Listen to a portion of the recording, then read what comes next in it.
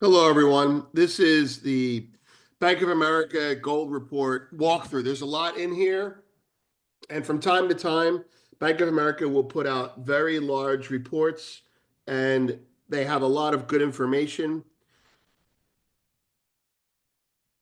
and they're well written, but they're formatted in a way that may hinder your ability to absorb right away. So we're going to try and help you with that.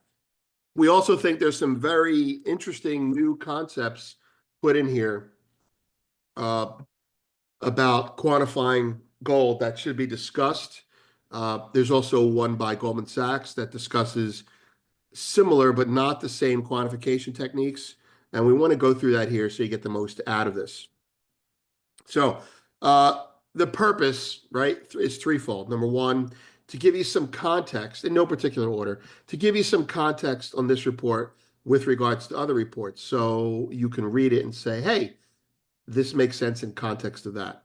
The second is to clarify implications, extract and elaborate on them in a way that's going to help you get the most out of this report. And the third is to give you some third order commentary, like a trader on a desk would who reads these for a living.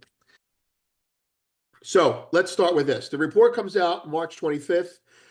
Bank of America raises their price target to 3,500. Period. That's the headline. Forget all these other headlines. That's it. And they're going to raise it again if they have to. That's my headline. They're going to raise it again soon, I think. But we'll see. Okay.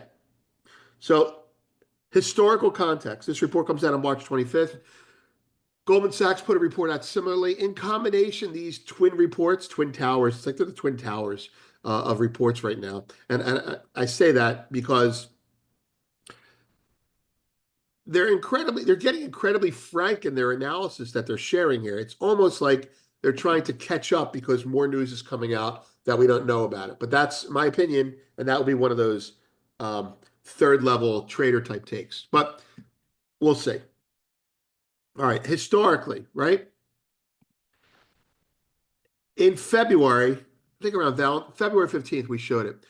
Bank of America put out a report they called it a primer, I think. Gold trading mini primer. And we were kind of gushing about this report, not because of the content. Most of the content is, it's nothing new for us. Maybe new for you guys, and that's great. It's very good. But this is the kind of report you put out when your clients are asking for deeper understanding on gold. And so if you have $1 trillion in money under management in the equity side, and your equity guys say, you know what, we need to learn a little bit more at gold, they do this. And in doing this, embedded in it, they basically raised their target to 3,500 in a soft raise. We identified it, we pointed it out, and we sent it to everyone. The other thing they did in this report is they introduced the concept of, uh, they touched on something that we had noticed. Actually, I saw first in social media. Bai Zhaojun shared it with me, friend of mine on the mainland, professional colleague. We don't hang out. He's in China, I'm in the US. Uh, but that was information that further showed China's commitment to basically de-dollarizing and monetizing gold as their risk factor. And then Eric Young, Miss King Kong, he understood it very quickly well as well. And we've been going back and forth about it. If I do a whole thing on the insurance industry, I'll be sure to include Eric in that in a conversation because, well, because people aren't talking about it